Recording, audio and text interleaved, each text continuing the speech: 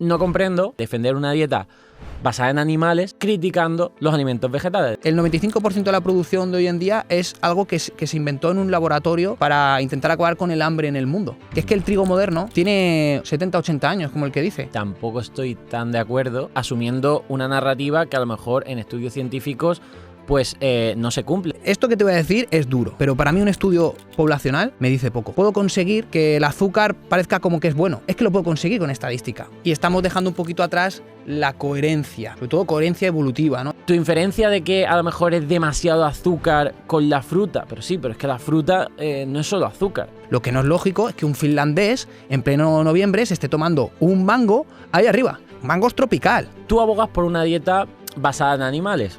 Llevamos más tiempo consumiendo vegetales que animales. Para nosotros supervivir, lo que necesitamos es una alimentación más rica en alimentos de origen animal. A veces me vienen y me dicen, pues mi abuela comía galletas todas las mañanas y vivió 100 años. ¿Cuánta gente puede fumar hasta los 90 años y sobrevivir? La genética, lo que es el genoma humano, está fijado hace 40.000 años. Somos los mismos que hace 40.000 años. ¿Vale? La pregunta es, ¿qué hacíamos hace 40.000 años? Juan Bola, ¿qué tal estás? Carlos, muy bien. Gracias por invitarme. Este podcast, la verdad, es muy esperado. No sé si tanto tu comunidad como la mía pues lo espera. Y es un podcast que, a diferencia de otros podcasts donde es solamente una entrevista al otro invitado, como creo que tenemos posiciones en ciertos aspectos diferentes, va a ser más bien un debate. Como ya hice con Miguel López, que es de dieta vegana, la cual yo no estoy del todo de acuerdo, es decir, lo que yo promulgo con el real fooding es más omnívoro. Tú eres el otro extremo, tú abogas por una dieta carnívora, lo cual yo no estoy tan de acuerdo, y por eso yo creo que va a ser muy interesante el debate y le va a encantar bastante a la gente, y yo creo que también podemos sacar cosas en común, ¿no? Yo creo que es súper importante. Al final todos los antiguos se juntaban, hablaban, debatían, siempre con educación, siempre con coherencia, y yo creo que para la gente que hoy en día hay tanta confusión, que uno dice una cosa, el otro otra, y yo qué hago y tal, creo que es importante para que la gente pues asiente, escuche y diga, me resuena más esto o lo otro, voy a estudiar tal o voy a estudiar lo otro. Así que gracias por hacerlo, porque yo creo que va a ser muy interesante para todos. Sí, además yo creo que muchas veces caemos en el error de solo juntarnos con gente que piensa exactamente igual que nosotros, que hoy está bien para profundizar en ciertos temas, pero luego como que te aíslas, ves a las otras personas que tienen una opinión diferente pues como, yo qué sé, como enemigos. O sea, yo he recibido hate en ese sentido de otros nutricionistas porque a lo mejor no están de acuerdo con lo que yo digo con el real fooding, y a ti te pasará igual, ¿no? Bueno, yo es que realmente ya de primera no entiendo, o sea, el hate sano, bien, pero es que hay otros que es como sin sentido, ¿no? Que te atacan sin darte pues yo qué sé, un discurso de debate, de tal, porque yo pienso así, pero tengo esta justificación, ¿no? Claro. Simplemente no, como no piensas igual que yo, pues no tienes ni puta idea, perdón la palabra, y ya está, ¿no? Entonces, bueno, pues estas conversaciones son súper importantes y ya te digo, yo creo que vamos a sacar cosas aquí muy interesantes. Sí, siempre con argumentos, y dejaremos luego toda la evidencia científica que a lo mejor hablemos durante esto, pues en referencias en la descripción para que la gente lo pueda revisar. Es cierto que va a ser un debate bastante improvisado, pero bueno, yo creo que a la gente le va a gustar. Tú abogas por una dieta basada en animales, lo que sería una dieta carnívora. De hecho, dices que no somos tanto omnívoros, sino carnívoros facultativos, ¿no? Que serían como pues nuestros perros, ¿no? Que son carnívoros. Los perros, los lobos, los gatos. ¿Por qué dices esto? Es decir, ¿por qué crees que el ser humano está más adaptado al consumo de carne, a tener una alimentación más parecida a lo que serían pues, los perros y los lobos, a lo que sería, por ejemplo, yo qué sé, los primates, que, bueno, tienen una dieta mucho más alta en frutas y verduras? Exactamente. Bueno, a mí lo que siempre me ha fascinado de la nutrición es también la fisiología, es la genética, ¿no? Todo lo que hay detrás de todos los procesos de asimilación de nutrientes, de digestión de nutrientes. Entonces tenemos una fisiología bastante carnívora. Y luego hay otra parte que me gusta mucho de la ciencia, que es la paleontología. Entonces, yo lo que creo que hoy en día la gente se está basando mucho en estudios estadísticos que realmente son muy manipulables cuando se conoce el método científico, y estamos dejando un poquito atrás la coherencia, sobre todo coherencia evolutiva, ¿no? Yo siempre periódico, esa nutrición evolutiva, ¿no? Entonces, si vemos los estudios paleontológicos... Interrumpo un momento el podcast para recordarte que acabamos de desarrollar una gama de complementos Real Fooding. Esta gama de complementos está basada en evidencia científica, basado en ingredientes funcionales que demuestran en estudios clínicos que pueden favorecer la ayuda a diversas patologías o directamente a la salud. El primero que hemos desarrollado es el Microbiotic. Este Microbiotic está formulado con probióticos y prebióticos para la mejora de la salud intestinal. Indirectamente también puede estar relacionado con una mejora de la pérdida de grasa corporal, pero sobre todo para aquellas personas que quieren cuidar su bienestar digestivo, de mejorar esta microbiota a través de estos probióticos y prebióticos. Y espero que os guste, será el primero de muchos complementos y superalimentos que vamos a desarrollar gracias al equipo de innovación de Real Fooding y que espero que os guste. Al final lo que nos dicen es que hemos sido muy, muy carnívoros, ¿no? La agricultura tiene 10.000 años, el Homo sapiens tiene 300.000 años, el género Homo tiene unos 3 millones de años, y es verdad que hace unos 4 millones de años vivíamos en árboles y comíamos frutas, desde luego, pero ¿qué ha pasado los otros 3 millones de años? Todos nuestros antecesores, ¿qué han hecho?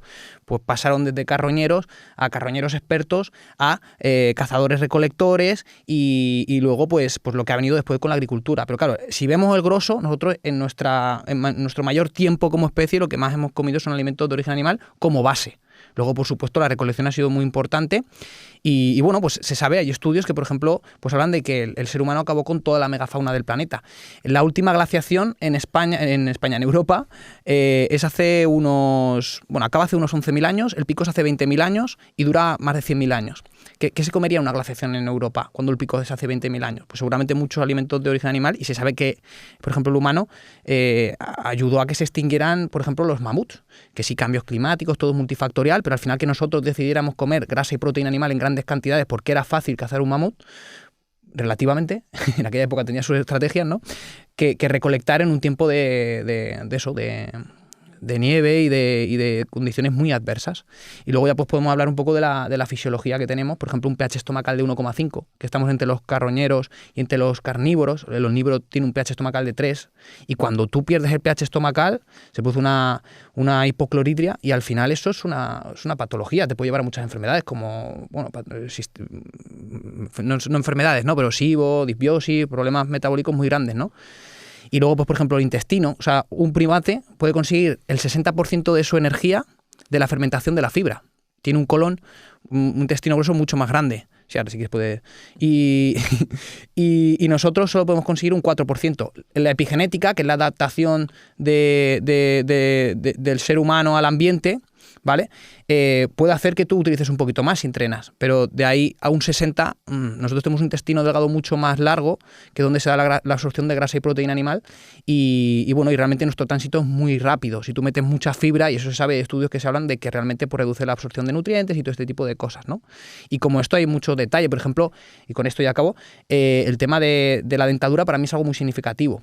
El que nuestros ancestros cazadores recolectores tengan un 2% de incidencia de caries, que casi todos los restos arqueológicos, el 90% de los restos sean de mandíbulas perfectas, y que hoy en día todos necesitemos realmente aparatos, ¿no? Y que la incidencia de caries en alguna etapa de nuestra vida es de un 90%, un 95%. ¿Por qué? Porque realmente la dentadura se acostumbró a comer grasa y proteína animal. Y cuando llega la agricultura, hay estudios que se hablan de que la incidencia aumenta en pocas generaciones de manera drástica. O por ejemplo, Prince, que lo que hace es ir por diferentes zonas rurales hace mucho tiempo y ve como cuando llega el humano con sus hábitos modernos, con las harinas, con tal, de repente las dentaduras cambian drásticamente, ¿no? En una sola generación. ¿Por qué? Porque no están acostumbradas a ese tipo de alimentación actual. Nosotros venimos, y las pinturas rupestres, por ejemplo, lo demuestran, de comer muchos alimentos de origen animal, como base. Luego, pues eso. Entonces yo digo carnívoros facultativos por todas estas evidencias, hay muchas más. Y bueno, pues se trata de que somos animales que podemos sobrevivir comiendo vegetales, pero no lo mismo que supervivir, digamos, y desarrollarse, ¿no? Uh-huh. Bueno, aquí yo tendría la primera discrepancia de, oye, basar nuestra dieta en animales para mí no sería lo más correcto, es decir, prefiero basar mi alimentación en vegetales, pero incluir estos alimentos de origen animal. A nivel de la paleontología no estoy muy puesto, pero es cierto que llevamos más tiempo consumiendo vegetales que animales. Es decir, o sea, si tiramos para atrás del tiempo hasta el Australopithecus, del Australopithecus aquí hay más tiempo de consumo vegetal que de consumo animal, que estamos hablando de hace 2 millones y medio de años en consumo de carne y 4 tirando para atrás de vegetales, ¿no? Sí, pero claro, tú al final ten en cuenta, la genética, lo que es el genoma humano, está fijado hace 40.000 años. Somos los mismos que hace 40.000 años, ¿vale? La pregunta es, ¿qué hacíamos hace 40.000 años? Eso es una pregunta muy interesante, ¿no? Y luego, lo que son los cambios epigenéticos es la manera más fácil de modificar ese genoma, que puede pasar en esos 40.000, 50.000 años, se pueden dar cambios genéticos a partir de la epigenética. La epigenética, el gen es el mismo, ¿vale? Está fijado. Lo que pasa es que se puede mostrar de una manera u otra, dependiendo de la circunstancia, para adaptarse y sobrevivir el máximo tiempo posible. Entonces, claro, nosotros realmente tenemos cosas de cuando éramos muy vegetarianos, por ejemplo, el tema de la vitamina C, que sea un nutriente esencial, que nosotros necesitemos, como somos de las pocas especies que lo necesitamos, ¿no? Eso viene de por allí, perfecto. Luego seguimos tomando mucha vitamina C, comiendo carne cruda. Los inuit no comen vegetales y claro, pues comer carne cruda hasta que llegó el fuego, lo domesticamos, pues la vitamina C la encontrábamos también allí, en esos alimentos, ¿no?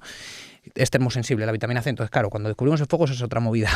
Pero la cosa es que al final lo más reciente es lo que más marca nuestra fisiología. En ese aspecto sí que hay mucho avance de adaptación al carbohidrato, como por ejemplo el gen de la amilasa, ¿vale? Que podemos hablar de él perfectamente.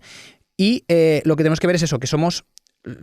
La epigenética reciente es lo que más marca nuestra genética actual. Entonces, claro, 3 millones de años es mucho tiempo de epigenética adaptándonos a ese consumo alto de alimentos de origen animal.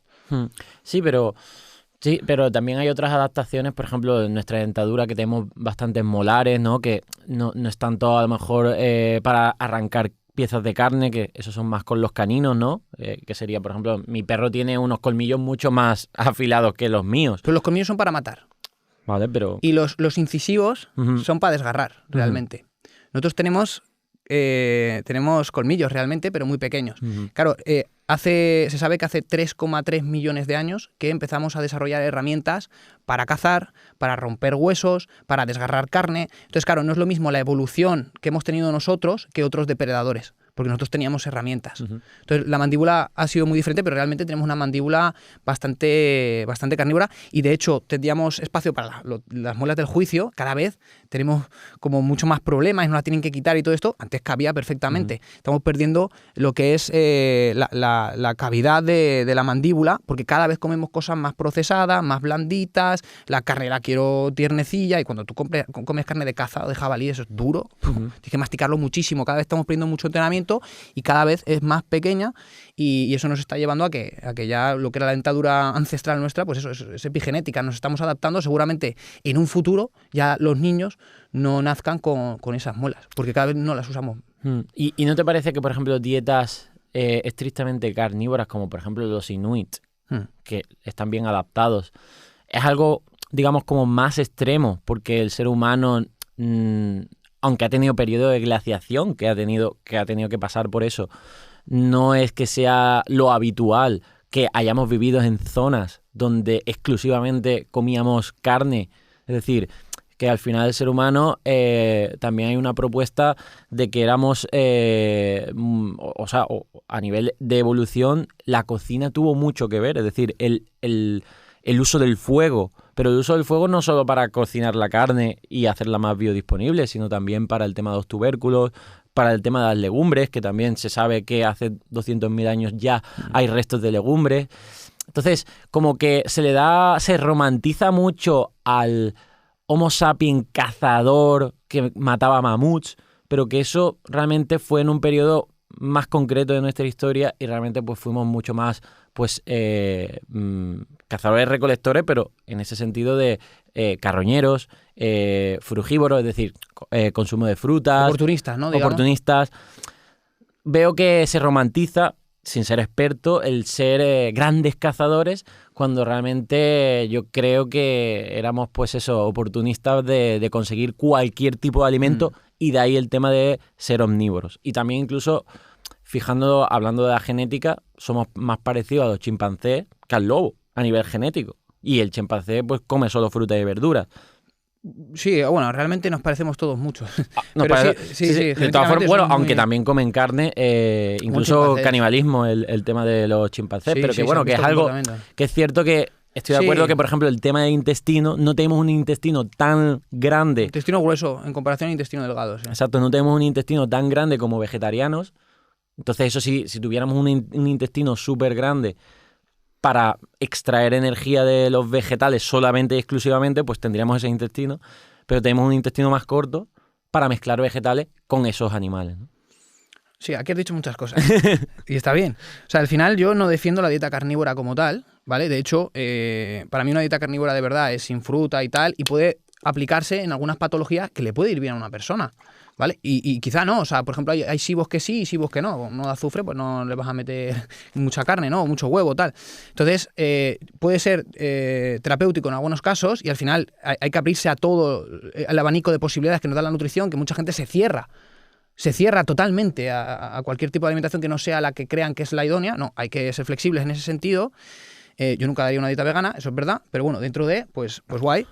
Pero en las cosas que tú has dicho, es verdad que somos muy oportunistas y yo, por ejemplo, yo cuando voy con el campo y veo una plantita que sé que se puede comer, la cojo y me la meto en la boca y la chupo y tal, y es bueno, y bueno, pues guay. Pero claro, aquí entran varias cosas. La primera de todas, y así meto lo de la amilasa que hemos dicho, a ver si lo hablamos tal, pues Sí. lo vamos a hablar. Al final, el gen de la amilasa, dependiendo de las copias que tengas, tú puedes digerir mejor el carbohidrato o no. Esto es lo nuevo de la genética. Te haces un test genético y puedes descubrir cuántas copias de amilasa tienes, ¿no? Entonces, cuantas más tienes, mejor puedes digerir el carbohidrato, y cuantas menos tienes, más probabilidades hay de obesidad, diabetes con una alimentación convencional rica en carbohidrato. Es lógico, ¿no? La amilasa lo que hace es digerir el almidón. Pero la gente lo que no sabe es que la amilasa también sirve para digerir el glucógeno muscular, glucógeno hepático. Un diabético toma hígado y le sube la glucosa, porque tiene mucho glucógeno, que son las reservas de glucosa en el organismo, ¿no? Entonces, nuestros cazadores-recolectores, nuestros ancestros, cuando nuestros genes están fijados, hace 40.000 años se sabe que tenían 2 copias. Hoy en día el humano, por la epigenética, la adaptación, puede llegar a tener 15 copias. Entonces, claro, aquí ya también entramos en el futuro, que es la epigenética y la genética, de decir, oye, es que tú puedes comer más carbohidrato, pero tú no, ¿no? Pero lo lógico y lo evolutivo es que venimos de 2 copias y que seguramente esas 2 copias también comeríamos muchos tubérculos, desde luego, y raíces y tal, que tenían almidón, pero, ostras, es que tú cuando ves un animal cazador, lo primero que se come son las vísceras, el hígado. Y antes se comía incluso como algo espiritual, como dándole las gracias al animal según que lo cazaba, se comía cada cazador un cachito, cosas de estas, ¿no? De hoy se ven esos comportamientos. Esa es una, ¿no? Realmente nosotros hay que entender que mucha gente defiende, no, el almidón, la amilasa, bueno, ¿y el glucógeno qué? Y la gente comía mucho, o sea, estamos diseñados para comer mucha carne cruda en sus tiempos. Sí, pero ahí es donde un poco me dices, vale, hace 2 millones de años teníamos 2 copias y ahora tenemos más. Hace menos. Bueno, hace menos, hace vale, 40.000 años. El Sapien tiene 300.000. Vale, el Sapien pero- es Sapien. pero Tú eres Sapien. Vale, pero podemos hablar de que si ha habido evolución epigenética hasta Sí. ahora, Sí, sí, como sí. por ejemplo con el tema de la lactasa, decir, oye, que a lo mejor te vas 2 millones de años atrás y los lácteos te sentaban fatal, pero hoy no. Entonces, Claro, ¿qué hay es que hacer? epigenética. ¿Qué hay que hacer? ¿A qué tienes que responder? ¿A lo de hace 2 millones de años Sí, atrás o a lo de Pero ahora? fíjate, por ejemplo, bueno, 2 cosas. Una que se me ha olvidado contar de todo lo que está contando la Milasa es la hibridación. O sea, una sandía antes era 200 veces más pequeña, cuando nuestros ancestros las comían, ¿no? Entonces, claro, todo eso al final nos lleva en que la patata no era así, era un tuberculillo así. Entonces comeríamos mucha más fibra y con índices glucémicos mucho más bajos, ¿vale? Entonces, eso también es algo muy importante, que hoy en día tenemos muchos picos, demasiados. Pero sí que es verdad que a esto que me contabas, que era... A ver, se me ha ido. El tema de la amilasa, o sea, de que si comparamos hace 2 millones de años atrás a lo de ahora, tú también estás haciendo lo de muy... la lactasa que me Claro, contabas. estás haciendo Sí. mucha referencia al Sí, pasado. pero mira qué rápido ahora de repente la gente se vuelve intolerante. Hombre, si dejas de consumir... Claro, pero porque realmente no está fijado. Es una epigenética. O sea, al final es como la microbiota. La microbiota se hereda de generación en generación y genera una adaptabilidad al ambiente de la persona donde ha vivido. Entonces, claro, esto sucede como algo similar. Si el padre... Eso es la epigenética. Si el padre toma muchos lácteos, el hijo lo va a tolerar mejor. Si lo deja de tomar, lo va a tolerar mal. ¿Qué sucede? Pues que realmente no estamos diseñados para ello. Es lo normal. De hecho, en regiones que se toman muchos lácteos, por ejemplo, en países escandinavos, hay un 95% de personas que no son intolerantes. Y en Asia, al revés. Es justo lo contrario. Sí. Entonces es como, claro, pues todo depende de lo que hayan hecho tus ancestros, también va a ser importante para lo que tú consumas. Y ahí es lo que hablamos, o sea, vas a estar mucho más, vas a digerir mucho mejor un tubérculo o una fruta que, por ejemplo, un cereal muy modificado como el trigo. Que es que el trigo moderno tiene 70, 80 años, como el que dice. El 95% de la producción de hoy en día es algo que se inventó en un laboratorio para intentar acabar con el hambre en el mundo, realmente. Y entonces, claro, ahí podríamos entrar a hablar del gluten y otras cosas, pero a lo que voy es que ha habido muchos alimentos que son muy recientes debido a la hibridación, algo muy moderno, y que no nos ha dado tiempo de adaptarnos a ello, y que luego eso, que sí que es verdad que deberíamos de fijarnos en lo que han hecho nuestros ancestros, porque es importante, pero al final lo que es el genoma está fijado, o sea, somos lo que somos. Probablemente, y esto yo creo que es uno de los puntos de acuerdo en los que estamos, es que los alimentos más modernos son los ultraprocesados.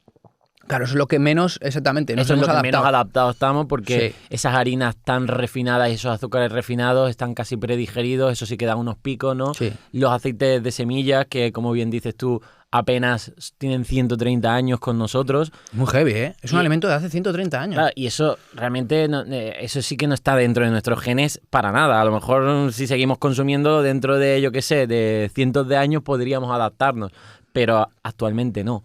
Claro. Pero sí que es cierto que, al igual que yo le digo a los veganos que para defender su postura no me tienen por qué echar mierda al huevo, a la carne, al pescado, es decir, oye, me parece bien que defiendas una dieta vegana como algo saludable si me presentas estos estudios y todo lo que tú quieras, que además yo creo que se puede llevar una dieta vegana saludable, ¿vale? Sobre todo cuando evitas estos ultraprocesados, etcétera.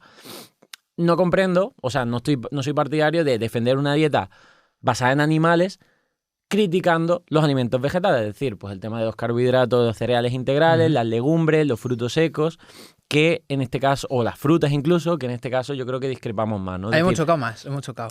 Entonces, ¿qué opinión tienes tú de argumentos negativos de estas frutas, estos cereales integrales, estas legumbres, estos frutos secos? ¿Por dónde quieres empezar? Empezamos por la fruta, que creo que es el tema más... Sí. A ver, yo, sinceramente, o sea, en lo que es una dieta paleo, al final son alrededor, dependiendo de la persona, su actividad física, son 100 gramos de carbohidrato al día. Una patata tiene 16 gramos de carbohidrato cada 100, ¿vale? O sea que está muy bien. Tú te puedes comer una patata de buen 100 tamaño. gramos de carbohidratos totales tampoco está mal. No, es una locura. O sea, es bastante... O sea, es como una patata y una pieza de fruta y luego el resto de vegetales. Claro, si ya empezamos a echar arroz, por ejemplo, esos son 80 gramos de carbohidrato a los 100. Claro, entonces es una densidad que no concuerda. Y de hecho, la naturaleza realmente no da carbohidratos que tengan más de 40 gramos de carbohidrato a los 100, excluyendo la miel, ¿vale? Pero lo que más es la yuca, que tiene alrededor de 38, y el plátano macho, que está también por ahí, el amarillo, ¿no? Entonces, claro, eso es lo que da la naturaleza de por sí, esas cantidades de carbohidrato. No algo que tenga 80 o como el azúcar refinada o las harinas que se concentran. Eso es imposible. Nunca antes en la historia evolutiva hemos estado expuestos a eso, ¿no? Entonces, claro, el tema de la fruta con cabeza en una dieta paleo se introduce, pero es importante dos cosas, que creo que hemos perdido un poco la noción y la cabeza, en el sentido de que hay que tomar alimentos de cercanía, que es súper importante. Tú también promueves mucho eso. O sea, ¿cómo puede ser que haya en temporada de limones de Sudáfrica aquí en España y los nuestros estén en Alemania? Es que no tiene ningún sentido. Eso es súper importante, o sea, hay que tomar de cercanía y de temporada. Lo que no es lógico es que un finlandés en pleno noviembre se esté tomando un mango ahí arriba, porque realmente sus condiciones climáticas no son las de un mango. Un mango es tropical. O lo que está pasando, por ejemplo, ahora, que es algo realmente devastador. O sea, la gente se está hinchando a comer aguacate, que tú promueves mucho el aguacate y lo entiendo, pero la gente se está hinchando a comer aguacate, que es una fruta tropical y que realmente no está diseñada para producirse en España y se está cargando a Andalucía. Así, porque chupan un montón de agua. Ya nos metemos en otras cosas que no es salud, ¿eh? Sí, perdona, es que me he calentado. Me he calentado. Pero sí que es verdad que al final en la estacionalidad, alimentos de cercanía y la coherencia de que, vale, ahora tenemos mangos en Málaga, pero que realmente eso es algo que ha hecho el humano. Que no es que salieran allí, no, pues comemos de estación, de cercanía y con la lógica.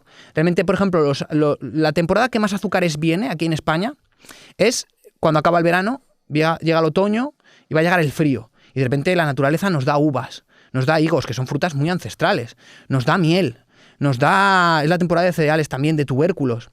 Claro, llega el frío. Es que antes era la diferencia. Tú cuando comes todo eso, engordas. Porque realmente engordas, ¿vale? Entonces, claro, era grasa para sobrevivir al frío del invierno, era energía restante. O sea, utilizar grasa como sustrato energético es algo normal en nuestra naturaleza. De hecho, es el depósito de energía más grande que tenemos. Hay que utilizar grasa como sustrato energético de vez en cuando, no siempre, ¿vale? Y claro, pues eso es importante, que hay estaciones en las que la naturaleza nos da más carbohidratos y ahí hay que tomarlos. Y yo ahí los tomo.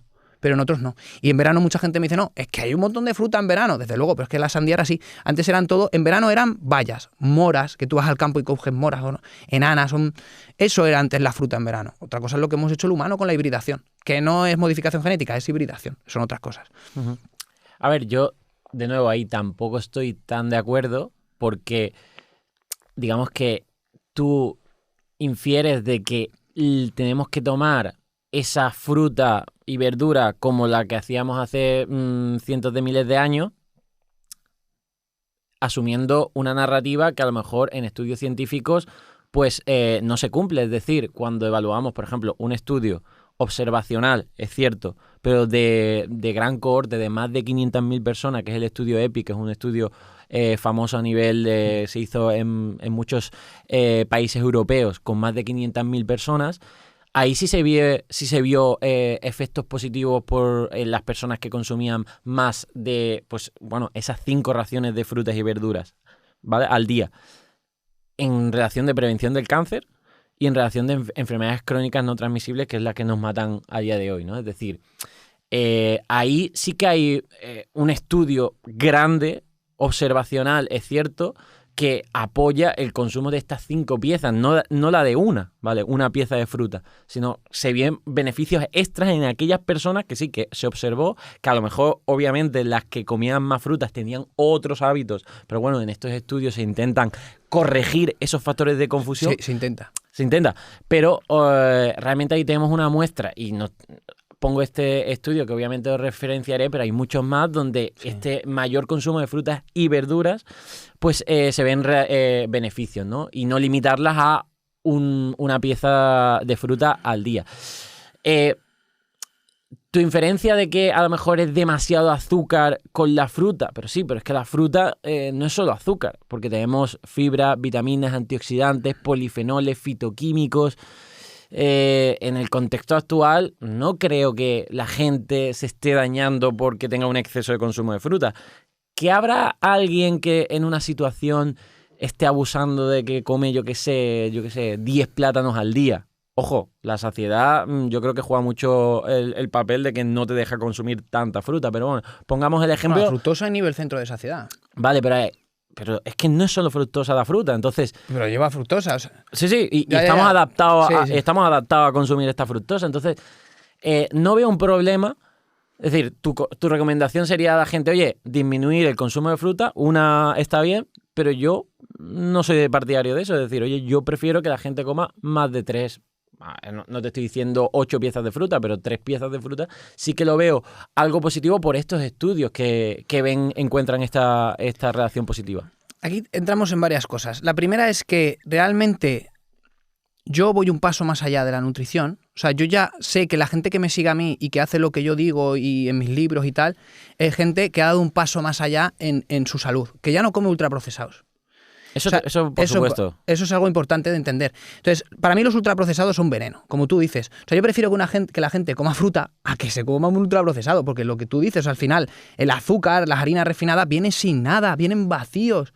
Entonces todo eso al final necesita minerales, necesita para poder sintetizarse y digerirse y almacenarse. ¿De dónde lo va a coger si no está en el alimento? Pues de tus reservas. Por eso muchas veces la gente que está muy enganchada al azúcar cada vez está más cansada y debilitada y tal. Pues es normal. Los picos de glucosa que le dan. Los picos también que generan y tal, todo esto, fatal, ¿no? Una fruta te genera un pico, pero te lo genera con un montón de minerales, no te va a robar nada porque viene con todo para poder digerirse y todo bien, ¿no? Y hacer una digestión correcta de ello. Entonces, ahí está, por supuesto, que esto que te voy a decir es duro, pero para mí un estudio poblacional me dice poco. Un estudio que hable de que un alimento en concreto protege del cáncer me dice poco, pero muy poco, ¿eh? Aunque tengan en cuenta los sesgos, aunque tengan en cuenta... Porque, son estudios, como te digo, muy manipulables, estudios estadísticos, que si yo quiero conseguir algo lo puedo conseguir, pero es que me da igual lo que sea. Puedo conseguir que el azúcar parezca como que es bueno. Es que lo puedo conseguir con estadística. Entonces, me dice poco. Entonces es que, claro, yo aquí voy a eso, ¿no? Que al final lo que se está haciendo hoy en día es ir demasiado a este tipo de estudios que son que te llamo y te pregunto qué comes y qué haces, que no tiene ninguna evidencia sostenida de ciencia, y nos basamos demasiado en eso y dejamos a un lado lo que es la coherencia de nuestra fisiología, nuestra genética y nuestra historia evolutiva. Entonces, ¿hay que comer fruta? Yo una persona sana, por lo menos tiene que comer una fruta, un tubérculo, ¿por qué no? Y jugar con etapas de cetosis, bueno, pues es que hoy no he encontrado ningún árbol frutal, o es que ahora, mira, es que es invierno y realmente es muy difícil encontrar esto, pues voy a estar un tiempo en cetogénica y tal, y luego de repente meto más vegetales, y porque, yo qué sé, porque estoy en una etapa que estoy de viaje y solo necesito alimentos de supervivencia. Mi mente es así, es como, estoy ¿sabes?, en nutrición evolutiva, cazador-recolector, y hay que comer todo lo que da la naturaleza. Pero es que hay muchas cosas que hoy en día da la naturaleza que es que no son naturales. Unas uvas sin pepitas, con sabor a algodón dulce, y que tú lees y que dice, no, 15 años de experimentación, 120.000 pruebas, y ahora hemos hecho esto. Vale, sí, pero eso no es natural. Bueno, aquí otra de las cosas que no estoy tan de acuerdo, y una vez creo que fue un motivo de confrontación tuyo y mío, ¿no? Y es que es que me encanta la narrativa que tú tienes de la coherencia evolutiva, porque es que además creo en ella, ¿vale? Es decir, que es algo lógico y que también está demostrado por estudios científicos. Pero no podemos argumentar, en mi opinión, en nutrición solo por la narrativa, porque al igual que tú tienes esa narrativa, yo podría tener otra y bueno, y ahí se queda, ¿no? Y que la gente elija, vale. Pero en mi opinión tenemos que ir a la ciencia, y la ciencia, como tú dices, no creo que esté toda manipulada, ¿vale? Es decir, hay investigadores que, oye, reciben financiación pública, que no tienen ningún conflicto de interés para que salga bien un estudio o no. Obviamente hay estudios que tienen conflictos de intereses, véase la industria farmacéutica, como para decir, oye, en este estudio, bueno, como es observacional, no vale. De todas formas, te he dicho que en este podcast solo me he preparado 2 estudios que te iba a traer. Uno era el estudio EPIC observacional, y el otro, como sabía que me ibas a decir lo del tema de observacional, te traigo el estudio Predimed. ¿Lo conoces?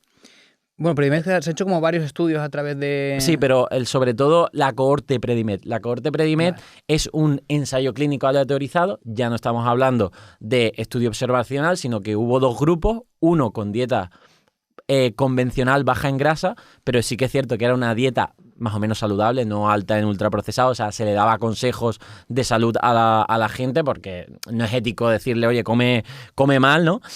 Pero eso ya es bueno, porque ya teníamos un grupo controlado, ¿vale? Y estamos hablando de más de 7.000 personas durante casi 10 años controlados, un grupo que comía una dieta más baja en grasa y una dieta mediterránea. Esta dieta mediterránea sí que era con estas 5 piezas de frutas y verduras al día, y de hecho baja en carne roja, 1 pieza a la semana, y moderada en carne blanca, 3 raciones a la semana, ¿vale? Que es lo que la dieta mediterránea pues un poco estima, ¿no? Que lo cual yo soy partidario de comer, pues por ejemplo, le digo a la gente que si come carne roja, que come 1 ración a la semana, y si come carne blanca, pues entre 3, 4 raciones a la semana, etcétera, ¿no? Con ese estudio sí se vio un 30% de menos riesgo cardiovascular.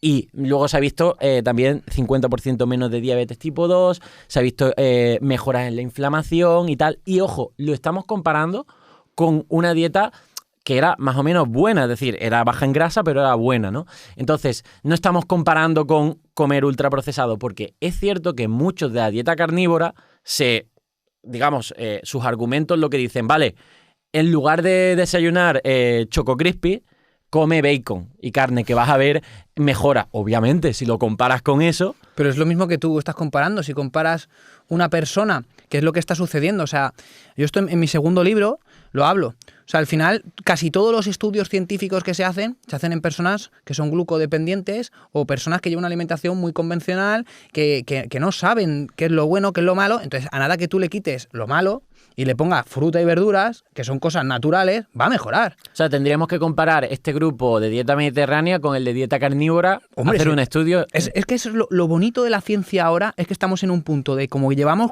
50 años haciendo estudios en personas glucodependientes y ahora se está abriendo una brecha en personas que de repente pues hacen carnívoras o que hacen cetogénicas y que realmente no sabemos nada de su metabolismo porque cambia completamente. Al final pasas a utilizar más grasa como sustrato energético, el ayuno también te ayuda a quemar más grasa, cambia todo. Entonces, lo bueno de la ciencia ahora, si fueran inteligentes, es comparar estas cosas. Y estoy de acuerdo. Y de hecho yo estaría abierto. La dieta mediterránea sería más parecida a lo que yo promuevo con el real fooding, que es que realmente un poco más una dieta mediterránea más adaptada a los tiempos que corren, porque bueno, en fin, estamos en un mundo más globalizado. Pero mi punto está en que yo soy partidario de decir, oye, hagamos un ensayo clínico aleatorizado a largo plazo de grupo de dieta carnívora y dieta real fooding mediterránea, ¿no? Como estos de la dieta vegana están intentando hacer también, que lo hablé con Miguel. Pero el punto está en que para decir que la dieta carnívora pueda ser superior a la dieta mediterránea, y esto podría ser una hipótesis interesante, no significa que la dieta mediterránea sea mala. Es decir, que los preceptos de esta dieta mediterránea que te está diciendo come 5 piezas de frutas y verduras al día, come de forma más moderada carne, no es algo malo, porque en estos estudios no se ve como algo malo. Es decir, que la dieta carnívora sea mejor, vale, o sea, es una hipótesis, yo no lo creo, pero podríamos tener esa hipótesis que la dieta carnívora es mejor que la mediterránea. Pero lo que no puedes decir con los estudios que tenemos es que esa dieta mediterránea sea algo negativo. Es decir, comer estas 5 piezas de fruta y de verdura, comer este consumo de legumbres más frecuente, sea algo negativo. Ahí es donde yo estoy en confrontación tanto con los carnívoros como los veganos que me dicen que la carne es el demonio, que el huevo es el demonio. Es decir, oye, me parece bien que intentes justificar tu dieta como algo superior a la que yo estoy promoviendo, pero no digas que lo mío es malo porque creo que no hay evidencia científica para decirlo. Yo nunca he dicho que sea mala, no lo he dicho, porque lo que es comer comida real, lo que da la naturaleza, siempre no va a ser saludable, ¿no? Lo malo es comer toda la basura que decíamos antes, que es un invento del humano y que nunca antes nos habíamos expuesto a ello, ¿no? Pero claro, aquí entramos ya en el término que a mí me gusta mucho, que es sobrevivir o supervivir. ¿Vale? Entonces, claro, a veces me viene y me dicen, no, pues mi abuela comía galletas todas las mañanas y vivió 100 años. O, no, es que mi abuela vivió hasta los 90 y fumaba todos los días. Ahí entra la epigenética. Hay epigenéticas muy fuertes que se adaptan al ambiente de unas maneras increíbles, pero increíbles. ¿Cuánta gente puede fumar hasta los 90 años y sobrevivir? Poca, ¿verdad? Entonces, claro, aquí es lo que venimos. Luego otro ejemplo también muy interesante, por ejemplo, el de los pies. Cada vez está más de moda el tipo del calzado que es respetuoso con el barefoot y todo este tipo de cosas. Al final nosotros realmente el pie lo deberíamos de tener como de un corredor descalzo, con los dedos bien abiertos, que realmente es como triangular. Vale, esa es nuestra fisiología real. Mi abuela tenía los dedos así de los tacones y vivió muchos años. Sobrevivió muchos años en ese aspecto, seguramente tendría problemas de rodilla, problemas de cadera, problemas de esto. Entonces, yo lo que voy es que realmente por evolución, para nosotros supervivir, lo que necesitamos es una alimentación más rica en alimentos de origen animal, más rica, que la base sean esos alimentos, pero tú en tu plato te pones un cuarto de vegetales perfectamente, te pones otro cuarto de carbohidrato y luego grasa y proteína animal, porque no hay que temer a la grasa. Entonces, tendríamos como diferentes bloques de alimentación. O sea, lo que es ultraprocesados, comida, eso es veneno y esa gente va a enfermar. Estamos de acuerdo en eso. Luego estaría la tipo mediterránea, que me parece algo muy coherente cuando pasas de una cosa a otra, pero es que la gente cuando esto no se queda aquí, quiere ir a supervivir. Y para mí supervivir es este estilo de alimentación que yo propongo, porque al final es lo que hablamos. O sea, ¿quién no de pequeño ha vivido 15, 20 años desayunando todos los días marcas de chocolate con azúcar, cereales, galletas, unos desayunos y luego unas chucherías por la noche y luego un bollicao? 20 años haciendo eso y hoy en día todos tenemos taras digestivas, todos tenemos por eso, pero sobrevivimos y estuvimos muchos años sobreviviendo. Entonces, claro, aquí entran estos términos que para mí son importantes y que realmente la ciencia no habla de ni una cosa ni de otra, porque todos los estudios son muy cortos. Y sí que es verdad que ya se están haciendo muchos estudios en personas cetogénicas de 2 años y medio y tal, y se ven cosas muy interesantes y con carnívora, y viendo microbiota y viendo inflamación, pero falta mucha evidencia para saber todo esto. Realmente sí, realmente sí. Ahora hablaremos del colesterol, que ahí ya pues creo que tenemos posturas un poco bastante más afines, que además acabas de sacar un nuevo libro. Pero antes de terminar, me gustaría también objetar algo de lo que has dicho, de que puede ser la dieta carnívora, digamos, con mayor longevidad que una dieta, por ejemplo, mediterránea, real fooding, más basada en plantas y tal. O sea, porque primero con la digamos, perspectiva evolutiva, la evolución realmente no infiere tanto en la longevidad extrema, es decir, infiere más en la edad reproductiva, es decir, la evolución busca la reproducción, es decir, a partir de tu esperanza de vida reproductiva ya no hay tanta, digamos, selección natural en ese sentido.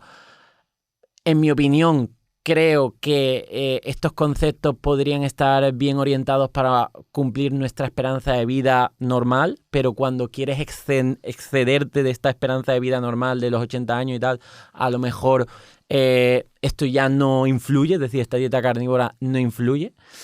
Y luego, ¿qué opinas? Que esto también es un tema interesante. No es 100% riguroso a nivel científico, pero creo que es un tema muy interesante, que es el tema de las zonas azules. Es decir, de estas zonas que reúnen gente muy longeva y si las analizamos, no llevan una dieta carnívora. Es decir, cuando vemos a las personas estas, es cierto que hay una parte genética, que es la que tú dices, que también es muy importante, ¿no? Pero cuando vemos la alimentación de estos de Okinawa, que sí que se ha demostrado que tienen una epidemiología de que hay muchos centenarios, no es una dieta carnívora, tienen alimentos obviamente más tipos de tubérculos, basados en plantas. Es cierto que comen pescado. Están los de Loma Linda, los adventistas del séptimo día, que sí se han hecho muchos estudios. Aunque bueno, se debate que sean realmente supercentenarios, pero bueno, sí que es cierto que llevan una dieta estrictamente vegetariana y se ha visto estudios observacionales que tienen una buena salud. O en Cerdeña, que lleva una alimentación además rica en carbohidratos y tal. Todas estas poblaciones supercentenarias desmontan un poco tu hipótesis de la dieta carnívora, ¿no?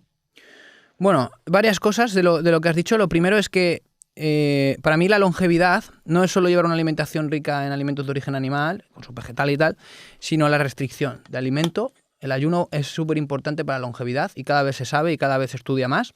Entonces no es solo comer y saciarse y tal, Por sino supuesto. también tener etapas de... De hecho creo que esto lo hemos hablado y creo que, bueno, pues que a ti también estás ahí estudiándolo y viéndolo. Y es algo muy interesante de estudiar, sin duda alguna. Tanto ayunos profundos, ayuno intermitente. Sí, ¿quieres decir algo del ayuno? No. Vale. Sí, que es algo que, bueno, si quieres discutimos sobre el ayuno ahora después. Un poquito, pero... si quieres. Sí. Entonces, eso es súper importante. Y bueno, pues luego también las estacionalidades, el pasar hambre, oye, es que ahora tengo una ruta increíble, larguísima y voy a comer muy poquito o solo como vegetales, ¿sabes? Puede haber una época, una semana de vegana, por ejemplo, pues yo qué sé, pues ¿por qué no vamos a hacer ese tipo de salir de zonas de confort? Todo lo que sea salir de la zona de confort es lo importante, pero yo defiendo que al final lo que es lo básico, lo que necesitamos para estar lo mejor posible es eso, ¿no? Y luego, el tema de las zonas azules, hay mucha gente que lo desmiente y hay muchos estudios y tal que también hablan de forma negativa. Yo lo que veo, mi análisis de las zonas azules son dos. Una es que suelen ser gente muy tranquila, gente que no tiene estrés, gente que se toma la vida de una manera muy diferente. Y otra es la ayuda social que tienen. Yo veía que había como mucha ayuda social entre la gente, que si me falta dinero este me lo da, que si tal, que no sé cuánto. Esas dos cosas son súper importantes para la salud. Hoy en día el estrés es una de las principales causas de muerte en el mundo, así lo digo. Y claro, pues esto es un punto muy a favor. Yo veo a gente que come muy mal y que vive muy bien y muchos años. Y uno de los factores muy determinantes es la cabeza. Porque tú puedes hacerlo todo bien, pero súper fantástico, que tal, que no sé qué, que si estás jodido de estrés, vas a enfermar. Entonces, eso es un punto muy importante y que yo creo que se repite en estas zonas. Sí, o sea, es cierto que también es otra de las conclusiones de las zonas azules, que no es solo la alimentación, por supuesto. Exacto. Llevan una vida con una actividad física pues regular, no tanto de ir al gimnasio, sino pues de moverse, de cuestas empinadas en el pueblo y estar andando. El tema del estrés, el tema de la comunidad y todo esto, el propósito incluso. Pero bueno, que al final, si evalúas lo que comen tanto en Okinawa como en Nicoya en Costa Rica, como en Cerdeña y tal, pues son dietas basadas en plantas. Cuando yo digo basado en plantas, Sí, no omnívoros. Sí, lo que es decir, tú sueles promocionar. Exacto, es decir, que priorizan los vegetales aunque comen animales, ¿no? Habría que ver estas zonas azules y ver hasta qué punto pues hay intereses en que esto salga como tenga que salir. Pero vamos, al final todos consumen carne o consumen pescado o consumen huevos y eso es algo que nos tendría que hacer pensar. Un tema del huevo que me gustaría comentarlo, y hilando ya con el tema del colesterol.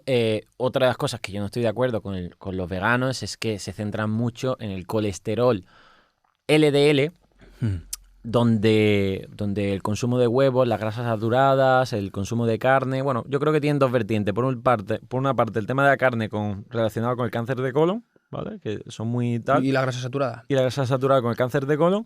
Y el tema del colesterol del huevo y de la propia grasa con la enfermedad cardiovascular. ¿Qué opinas de esto? Yo, el libro que he escrito es un libro para que la gente entienda que el colesterol en sí no es causal, que es lo que defiende. El LDL es causal. No es causal. No es causal. Por varias razones, ¿vale? Voy a dar mis dos argumentos básicos. El primero es uno muy, muy fácil, una analogía. Si tú tienes un bosque lleno de árboles, ¿eso es bueno o es malo? Bueno, no, hay muchos árboles. Ostras, qué bien, ¿no? Y tú echas cerillas. El bosque sería el colesterol, todos los árboles. Y tú empiezas a echar cerillas en el sentido de que fumas, de que eres sedentario, de que tienes estrés, de que tienes resistencia a la insulina, abusas mucho de los azúcares. Todo eso son cerillas que tú estás echando. Al final, ¿qué va a pasar? Un incendio en el bosque. ¿Pero de quién es la culpa? ¿Del bosque o de la cerilla? Realmente las cerillas. Luego, hay estudios científicos que se ha demostrado que, por ejemplo, en 140 hospitalizados, de los que tuvieron enfermedad cardiovascular con placa, el 75% tenía el colesterol por debajo de 130. Tenían placa con el colesterol en 130. ¿Cómo es posible? Se supone que cuanto más colesterol es cuando viene lo malo, ¿no? Pues porque cuando tú tienes un bosque que en vez de 100 árboles tienes 3, pero echas cerillas, va a haber un incendio también. Entonces, estamos poniendo el foco demasiado en el colesterol cuando realmente lo importante es el ambiente de la persona. Y luego, el otro punto que yo digo que esto es un poco más científico y técnico, al final el libro es técnico, ¿vale? O sea, no es fácil de leer, pero es necesario para entender. Entonces, ¿por qué digo que el LDL no es causal? Bueno, porque, primero, la placa no es dentro de la arteria, es fuera de la pared arterial. O sea, no va el colesterol por ahí viajando y tapona. No. Entonces, lo que sucede es que las lipoproteínas, que es el colesterol, ¿vale?, se pueden oxidar, se pueden glicar, se pueden modificar en general. Cuando se modifican, el hígado no lo quiere, porque son lipoproteínas que no son funcionales. Yo no quiero esto, si no va a funcionar. Entonces quedan circulantes en la sangre. Y ahí es cuando tenemos unos receptores en esa pared arterial que lo que están diseñadas para coger esas lipoproteínas modificadas. El LDL, el HDL también se puede modificar, pero el LDL, que es el causal que dicen, ¿no? Coge ese LDL, lo saca fuera de la arteria y allí una serie de procesos con macrófagos, fagocitación, se las comen y tal. Células espumosas, ¿no? Y producen células espumosas porque son células grasas al final el LDL, entonces producen esas células espumosas y hay dos tipos de placa. Está la placa estable y la inestable. La estable es que este proceso puede ser normal porque tú te puedes inflamar de una infección, un proceso agudo, y va a modificar las lipoproteínas. Que se da también por la edad, la típica, ¿no? Es decir, por una edad, persona de 90 años va a tener placa seguro por la edad, vaya. Claro, estable. Pero, exactamente. La estable llega al HDL, recoge esas células espumosas, las elimina. Y por lo tanto, esa placa no ha sido un problema. Es un proceso normal de nuestra vida, por eso, porque lo que tú dices, la edad, que es un factor no controlable, vale. Te tomas una tarta de queso un día con unos amigos, vale, puede pasar, ¿sabes lo que te quiero decir? No es problema, el cuerpo está diseñado para ello. El caso es cuando esto se vuelve crónico y esa placa se vuelve ya inestable. Todos los procesos están explicados. Pero aquí va la clave de toda esta historia, y es que el LDL nativo, el que es saludable, el que es funcional, no es reconocido por esos receptores de la pared arterial. Por lo tanto, en sí no es causal. Porque en sí no te va a formar placa si está bien, si está saludable. Si tú estás bien, llevas una buena alimentación, unos buenos hábitos, un tal, no hay ningún problema. El problema es el resto de cosas que sí que pueden generar enfermedad cardiovascular. Totalmente de acuerdo, sin tampoco ser un experto en análisis de estudios observacionales con el LDL, que aquí podríamos meternos. Sí. Pero sí que es cierto que tiene todo el sentido y bueno, y también hay bastante evidencia científica donde ese ambiente inflamatorio que dices tú, obviamente es mucho más peligroso que el LDL per se, que es un factor. Es decir, es como el problema de la medicina tradicional es que y yo siendo hijo de médico lo he visto, cómo llegan gente a la consulta y solo se fijan en esa variable bioquímica sin preguntar si haces entrenamiento de fuerza, si descansas bien, si tienes estrés y por supuesto a nivel bioquímico si tienes estrés oxidativo, si tienes inflamación crónica. Todo ese ambiente por supuesto va a desestabilizar tanto el LDL como la placa y es mucho más causal de eventos cardiovasculares que el LDL per se, ¿no? Y aquí es donde cuando alguien me dice, Carlos, es que yo hago real fooding, hago deporte, pero tengo el colesterol alto, genético, y se preocupa, yo, desde mi opinión y desde mi humilde, digamos, conocimiento, le digo, oye, no te preocupes. Es decir, estás haciendo el resto de factores, no tienes obesidad, estás haciendo deporte, comes sano, una dieta alta en antioxidantes. Si tienes este colesterol alto genético, no te vas a morir por ello, ¿no? Por algo será, por algo será. O sea, de hecho, hay estudios que antes de que vinieran todos los ultraprocesados, la vida moderna, el estrés y tal, personas que tenían hipercolesterolemia familiar, que es tener el colesterol como muy alto, tenían muchísimo menos porcentaje de muerte, porque se protegían mucho más de las infecciones, que era de lo que se moría la gente en ese entonces. Al final el colesterol tiene funciones muy interesantes, es anticancerígena, tiene propiedades antivíricas, participa en el sistema inmunológico, hormonas, vitamina D, una serie de funciones que son muy importantes, ¿no? Y es eso, ¿no? O sea, al final hay personas que tienen hipercolesterolemia familiar que llegan a los 90 años. ¿Cómo es posible? ¿Cómo es posible, no? Uno de esos estudios que comentaba antes, en una dieta cetogénica, 2 años y medio, personas con LDL en 350, 550, que le hacen un estudio de placa a los 2 años y medio con dieta cetogénica estricta y no hay restos, no hay placa. Entonces, realmente el colesterol no es el problema. Hay un estudio muy interesante, que creo que le va a gustar mucho a la gente, es un estudio de un N1, ¿vale?, de Norwich, que es un catedrático de la universidad de... Bueno, no, catedrático, es doctor de la Universidad de Harvard y hace un N1. El tío es un alto respondedor. Son personas que de repente le suben mucho el colesterol cuando empiezan a hacer una alimentación un poquito más low carb, empiezan a utilizar más grasa como sustrato energético, una serie de condiciones que son muy atléticos, no producen tantas cetonas y bueno, al final les lleva a tener más lipoproteínas porque son las que llevan la energía, digamos, ¿vale?, en forma de grasa. Entonces el tío empieza el estudio con 384 de LDL, ¿vale? Y está 16 días suplementándose con oreo. Todos los días, 12 oreos al día, durante 16 días. El colesterol le baja un 71%, a 111 el LDL. Es una barbaridad, un 71% comiendo oreos. Luego vuelve a una dieta cetogénica y vuelve a hacer otro experimento con el colesterol en 420, el LDL, y toma estatinas. Y en 6 semanas solo consigue bajar el colesterol en un 32%. ¿Qué pasa? ¿Que realmente las oreos son más efectivas que las estatinas? Por supuesto que no. Por supuesto que no. Tendrán otros problemas. Le ha bajado el colesterol, pero tendrá mucha más glicación, que es un problema de enfermedad y mucho más inflamación, como tú comentabas, ¿no? Entonces, lo que está sucediendo es que no conocemos nuestro sistema lipídico. Realmente, digamos que hay muchas lipoproteínas. Tenemos no solo el HDL y el LDL conocido, está el VLDL y los kilomicrones. Los kilomicrones cogen grasa del intestino y llevan esa grasa, esa energía a las células. El VLDL lo hace desde el hígado. Entonces, cuando tú consumes mucha glucosa, mucha energía en forma de glucosa, cuando digo yo a las personas glucodependientes, glucosa, que es en los que se han basado los estudios los últimos años, tu organismo produce menos colesterol. Porque hay mucha energía en forma de glucosa. Podemos utilizar glucosa, podemos utilizar grasa. Y si hay glucosa, oye, pues mi epigenética me se está adaptando a ello. Voy a tener colesterol más bajo. Cuando tú empiezas a hacer este tipo de alimentaciones, al final las lipoproteínas, hay las VLDL y los kilomicrones que son como corredores a corto plazo, son de 100 metros. Viven 90 minutos y dan sus triglicéridos a las células, lo que necesitan, tal no sé cuánto, y los kilomicrones vuelven y el VLDL se va degradando. Va dejando triglicéridos, concentra su colesterol, pasa a IDL y luego pasa el LDL. El LDL vive 4 días, 5 días en nuestro organismo. Son como los maratonianos.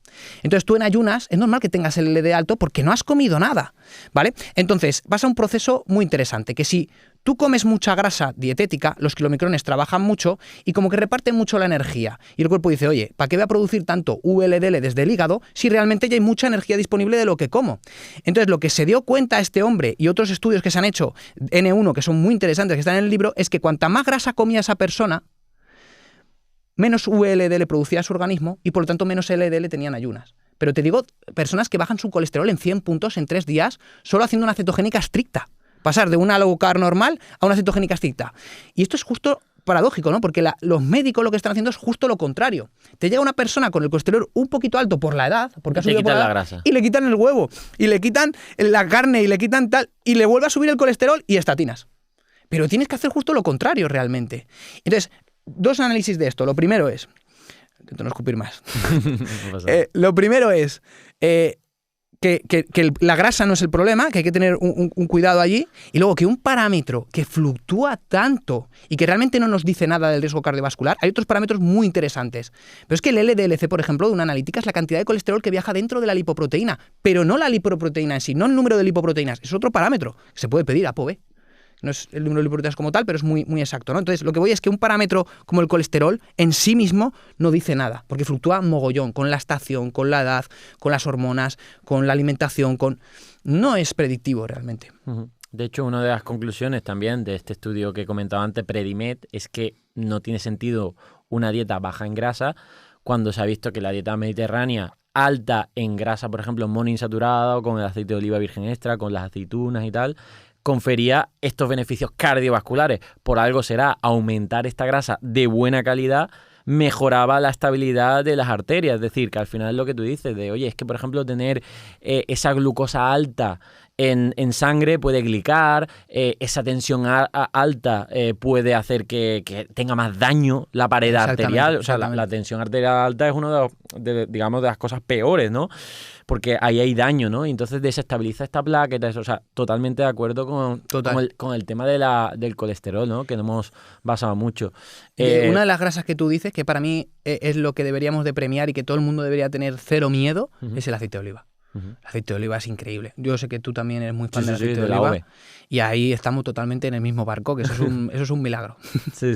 Pero son frutos que tú aprietas y sale grasa.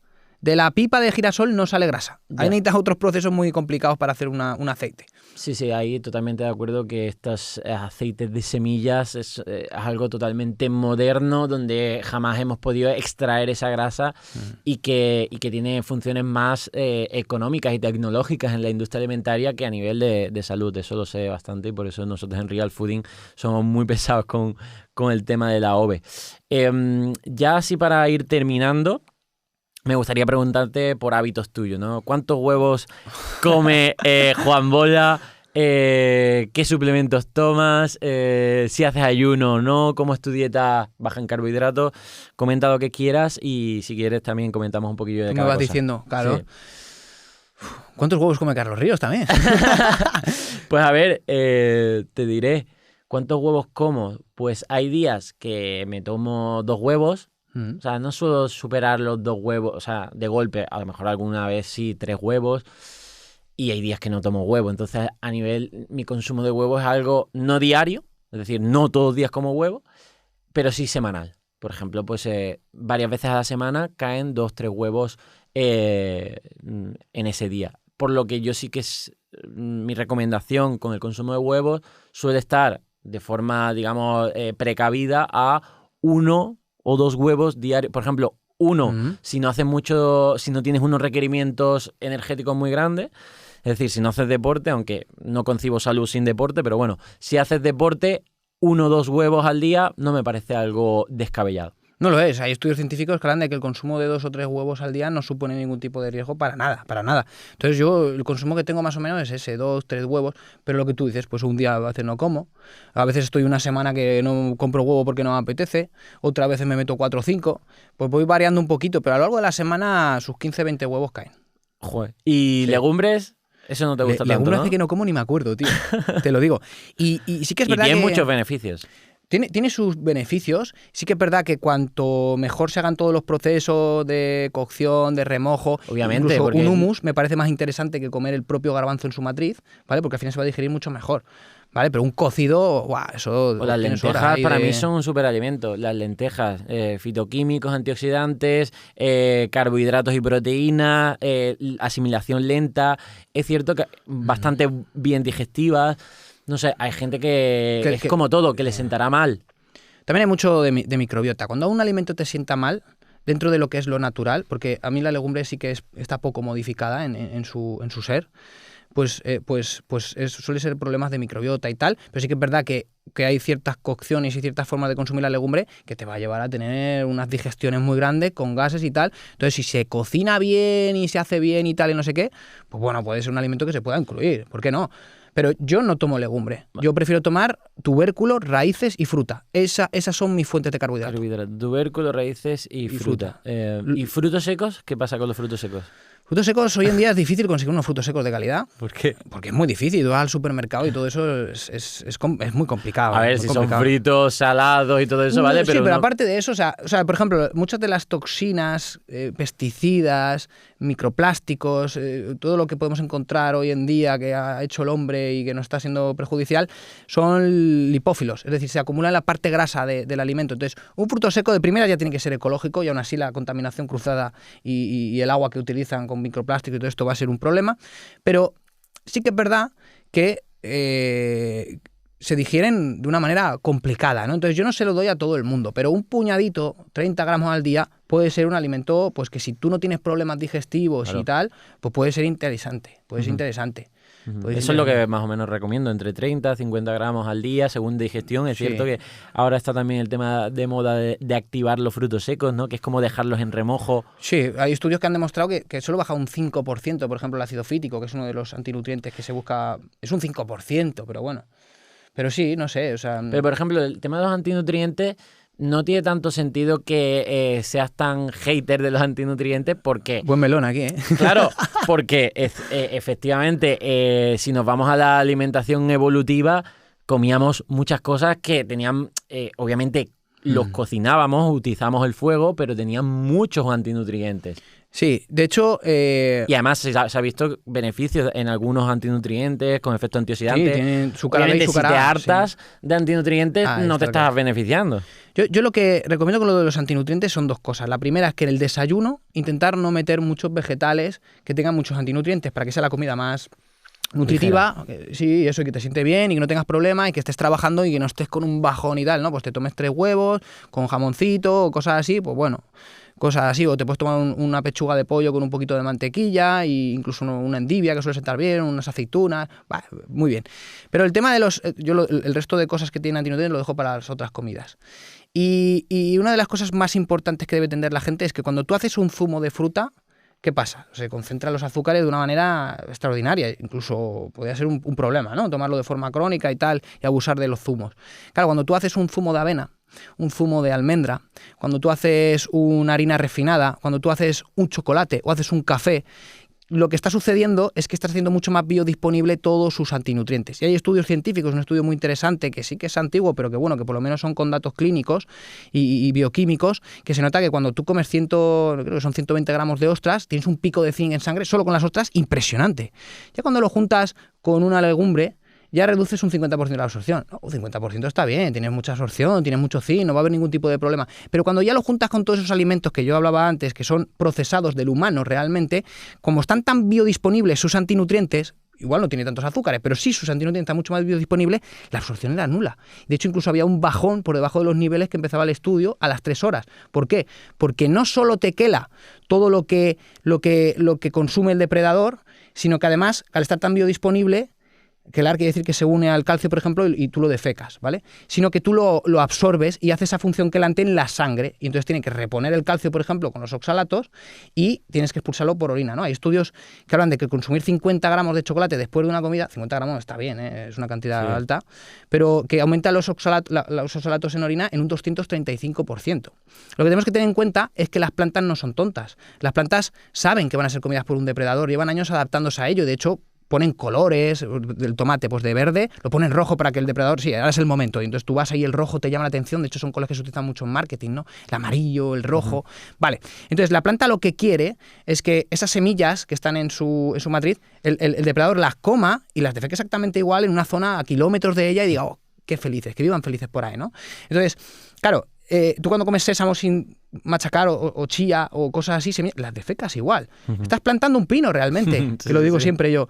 Estás plantando un pino. Entonces, claro, si yo soy una planta que necesito mucho calcio, voy a desarrollar muchos oxalatos. ¿Por qué? Porque así me aseguro que en las heces vaya a haber mucho calcio. Entonces, el problema es cuando tú comes alimentos de su matriz nutricional, es lo normal, es lo que hemos venido a hacer. la naturaleza, la evolución. Pero cuando tú ya metes una leche de almendra abusivamente, que la metas de vez en cuando, no es un problema nunca, nada, ni el azúcar. Un poco para el café, que es lo que yo, por ejemplo, recomiendo. Yo, por ejemplo, claro, estás haciendo café, avena y te tomas unos huevos. Pues es que hay estudios, mira, el té verde, por ejemplo, no, era el negro, creo, o el verde, no lo sé. Uno de los dos, una comida alta en hierro, que era el 94% de la comida, justo después. Por eso yo recomiendo siempre, oye, el café, tómatelo 1 hora y media después de desayunar, tranquilamente, que ya has hecho la digestión, has absorbido todo lo que necesitas y ya tienes para todo el día. Incluso si haces una comida rica en antinutrientes y tal, pues bueno, tú ya te has nutrido. Pero es que si entras en una dinámica de café siempre después de comer, chocolate siempre después de comer, abusar de leches y tal, un poquito, pues bueno, pues es un poquito, ¿no? Yo aún así prefiero la leche de coco, para mí es la mejor dentro de las bebidas vegetales. No leche, pero bueno, ya nos entendemos, ¿no? Sí. Perdona, que te he cortado. No, que sí, al final el tema de las bebidas vegetales también son un procesado, muchos vienen con azúcares añadidos, nutricionalmente tampoco es que aporten mucho, no es algo a decir, venga, vamos a consumir más bebidas vegetales para tener más salud, realmente no, pero sí que para aquellas personas, por lo menos, que no quieren tomar el café solo, yo personalmente tomo el café solo, pues bueno, pues manchar ese café con algo de bebida vegetal o leche, pues me da igual, ¿no? Yo, por ejemplo, en el tema de lácteos no soy tan pro leche como sí que soy más pro lácteos fermentados, ¿no? Yogur, kéfir, estos probióticos. Total, yo también. Y demás. Y tema... No sé qué quieres tocar. ¿Tema ayuno o tema suplementos? ¿A ti qué te gusta más? tema ayuno. ¿Lo ves algo como estrictamente necesario? Yo, por ejemplo... ¿Tú cómo lo ves? ¿Tú cómo lo ves esto? Pues yo lo que veo es que personalmente no me caliento mucho la cabeza con un tema de si llevo tantas horas sin comer y tal. Soy más de saltarme el desayuno, ¿vale? Es decir, me levanto sin hambre, bebo agua, luego me tomo un café y tiro. Luego a lo mejor a media mañana, te estoy hablando a lo mejor a 12, 1 antes de entrenar, pues sí que picoteo algo, algún lácteo o algo tal para no ir con el estómago vacío a entrenar. Pero ya ahí estoy dejando un descanso digestivo de que a lo mejor si termino de cenar a las 9 y tal, hasta, yo qué sé, la 1 del siguiente día, pues oye, a mí eso me sirve de ayuno, ¿no? Te lo pide el cuerpo, ¿no? Sí, que me sienta bien. Y luego creo que muchas veces se le da mucha importancia al tema del ayuno cuando si llevas una alimentación rica en vegetales que son densos en energía, son, digamos, bajos en energía, porque yo creo que el superávit calórico no es bueno, ¿no?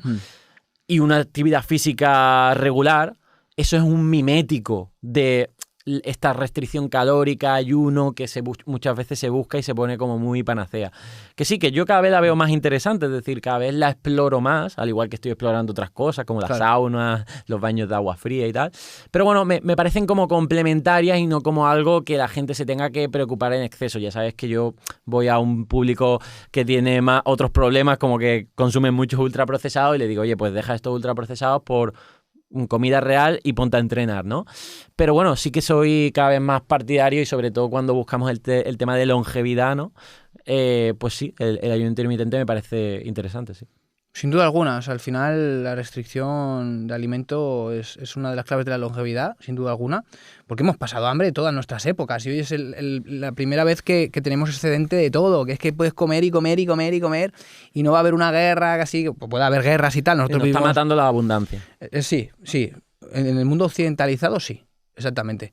Y al final hoy en día es como una decisión que primero está bien porque hoy en día todo es dopamina fácil, dopamina rápida y está bien decir, no, voy a esperar un poquito, o sea, no me voy a dar esto, voy a coger el teléfono, no, voy a intentar pensar un poco en mis cosas, ¿sabes? Como esas dopaminas rápidas, frenarlas, y una es el alimento, ¿no? Que es muy emocional y muy tal. Entonces, yo lo que hago es como tú, escucharse. Lo que pasa es que la gente no se escucha, come por rutina, se levanta y desayuna, porque es la hora de desayunar, no porque tenga hambre. De hecho, muchos niños le privan, le dicen, no, se levantan sin hambre, ¿cómo te vas a ir a la escuela sin desayunar? Si te falta azúcar, hombre, en el cerebro, ¿no? Esto es un error, ¿no? Hay que dejarles que ellos experimenten, que vean, no se va a morir de hambre un niño en un mundo occidentalizado. Entonces, pues bueno, pues escucharte un poco al organismo y hay días que yo hago 3 comidas, que me levanto y desayuno y luego una comida y una cena, hay días que hago 2, hay días que hago 1 y hay días que no como. y hago ayunos profundos, que eso es un tema ya más delicado, que hay más avanzado. Sí, que hay que informarse mucho y hay que intentar hacerlo con profesionales, pero el ayuno profundo cada vez están haciendo más estudios y está viendo que es muy interesante. Pero el ayuno intermitente en sí, no rutinario, porque hay mucha gente que lo sufre el ayuno. Sí, eso porque es lo dice, peor. hoy me he saltado el ayuno. Sí, o Y con ya... aplicaciones, ¿sabes? Sí. Eso es un error. Es un error. Entonces, pues intentar hacerlo de una manera fluida según lo que te pida el organismo y mira, pues son las 12, pues hoy como a las 12. No somos animales rutinarios realmente con la comida. Lo que nos han hecho es serlo. Igual que nos han hecho ser personas emocionales con la comida y hay que aprender a comer para vivir, no vivir para comer. Son cosas diferentes, ¿no? También hay un punto de como estamos en un entorno totalmente diferente a antaño y este entorno de superabundancia de tentaciones, sí. Lo que tú dices de no llevar una rutina, pues a veces pasa factura. Es decir, llegar con mucha hambre a la comida hace que tengas tentaciones por esos ultraprocesados y acabes atiborrándote, que es otro problema, o sea, que no es por culpa per se del ayuno, es más bien del entorno en el que estamos, ¿no? Y que yo creo que cada vez personas, a lo mejor con un nivel de conciencia más parecido al nuestro, al tuyo, pues sí que pues sabe interpretarse y decir, bueno, pues puedo hacer el ayuno porque es algo positivo para mí, sé controlarme y me viene bien, ¿no? Es muy importante esto que acabas de decir. Es igual que de las duchas de agua fría, baños de agua fría. Si tú entras en la ducha del agua fría así como diciendo, uy, esto me va a sentar fatal y va a ser un horror, lo que hablamos antes de la mente, ¿no? Pero si tú entras y te pones tu musiquita, te lo disfrutas y dices, venga, esto me va a venir bien, creo que me va... Pues es diferente, ¿no? Si tú estás en el ayuno pasando hambre ahí en el trabajo y sufriéndolo y me quedan 4... No, desayuna, tío, o sea, no estás preparado, estás preparado. Y cuando estés preparado, da el paso y te lo irá pidiendo el cuerpo, entonces no puedes pasar de comer ultraprocesados a hacer ayunos intermitentes porque perder peso, no. De hecho, el ayuno intermitente no se hace para perder peso, puede ser una ventaja que pueda venir, pero se hace pues por temas más como de longevidad y de sentirse bien y de que el organismo se limpie, exactamente. Exactamente. Oye, pues muy bien, creo que ha quedado bastante bien el debate. O sea, al final yo creo que la imagen que debe llevarse la gente, por lo menos lo que yo quiero, es que creo que tenemos bastantes más cosas en común que diferencias, que muchas veces las redes sociales, por desgracia, se polarizan y parece que nos veamos totalmente extremos. Es cierto que hemos hablado más de cosas que, bueno, tenemos diferencias, pero por ejemplo, lo básico, el come comida real, evita ultraprocesados, ser más consciente de alimentación, el tema de cuidar la calidad de los alimentos, que por ejemplo tú eres muy partidario de que si comes alimentos de origen animal también cuides la calidad, ¿no? De dónde, qué ha comido ese animal, los huevos de que sean ecológicos y tal, me parece muy interesante y que bueno, la gente luego con estos argumentos pues se pruebe, decida y sea sobre todo también crítica, ¿no? Sea escéptica y que tampoco sea, digamos, se crea todo lo que escuche de todos lados, porque vamos, puedes escuchar también cosas de la tele que son un disparate y que al final uno sí tiene que ir a argumentar. O sea, yo creo que es buena señal que la gente se interese por su salud y esté escuchando este podcast para mejorarlo, ¿no? Desde luego, y lo que tú dices, no conformarse con lo que escucha, sino preguntarse si está bien, si no, estudiarlo, también verlo en su cuerpo, todos tenemos una dinámica, igual a ti te va bien una cosa, otra, pues probarlo y no hay nadie como tú para saber lo que te sienta bien y lo que no, ¿no? Entonces, sí, yo creo que ha quedado muy bien y hemos encontrado muchos puntos en común porque realmente al final no somos tan diferentes, ¿no? Dentro de una... Pero sí, ha sido divertido. Yo me de lo pasé hecho, bien. estaría bien en un futuro hacer debates también con otros más sí, creo que de veganos, ¿no? En plan, coger tú y otro dieta carnívora y otros dos de dieta estrictamente vegana y poneros ahí, yo en medio, yo me callo. Tú ahí de moderador. Bueno, si la gente quiere eso, que lo deje en los comentarios. Dejaremos también todas tus redes en la descripción, tus 2 libros. Tienes un libro de salud evolutiva, ¿se llama? ¿O Nutrición evolutiva. Nutrición evolutiva. Y el último, ¿cómo se llama? El engaño del colesterol. El engaño del colesterol. ¿Y dónde pueden seguirte la gente? O haz promo de lo que tú quieras. No, tampoco tengo nada que promocionar, simplemente pues eso, que si a alguien le resuena y sobre todo hay que, como tú dices, hay que seguir gente de todo. Yo sigo veganos también y sigo tal, porque está bien pues ver una cosa, otra, contrastar y que no te quedes solo con tu nicho, ¿no? Entonces, bueno, pues si a alguien le resuena, pues que me siga en redes y allí pues encontrará todo lo que tenga que encontrar. Genial, Juan. Pues oye, nos despedimos. Espero verte más veces, no solo aquí en el podcast, ya hemos estado hablando, bueno, ayer cenamos un buen chuletón junto con Alejandro. Qué bien lo pasamos, joder. Que nos pasamos bien y que creo que la gente se lleve esa buena impresión de que, oye, que al final somos personas, estamos aquí para pasarlo bien, para ayudar a la gente, para aprender y ante nada querría decirle a la gente que, oye, eres muy buena persona, o sea, me has caído muy bien y que yo creo que esto puede ser fructífero para hacer más cosas juntos. Joder, qué declaraciones, ¿eh? Yo la verdad que también, o sea, siempre me he llevado muy bien contigo, a pesar de nuestros roces y tal, que es lo que hablamos ayer, ¿no? Hay que diferenciar entre lo profesional y la amistad, ¿no? Y bueno, pues creo que eres un tipo también espectacular, siempre te he admirado y has sido uno de mis referentes cuando yo empecé en el mundo de la nutrición y sin duda alguna creo que te estás reinventando y vas a venir muy fuerte con cosas muy interesantes, así que te deseo todo lo mejor. Genial, pues muchas gracias, yo igualmente. Y nada, terminamos este capítulo que agradezco a todos los que compartáis este podcast, sobre todo a los que comentáis. Vamos a dejar un resumen de todo comentado en PDF que compartiremos en el grupo Telegram, que dejaremos en la descripción también. Y nada, nos vemos en el próximo podcast. Chao.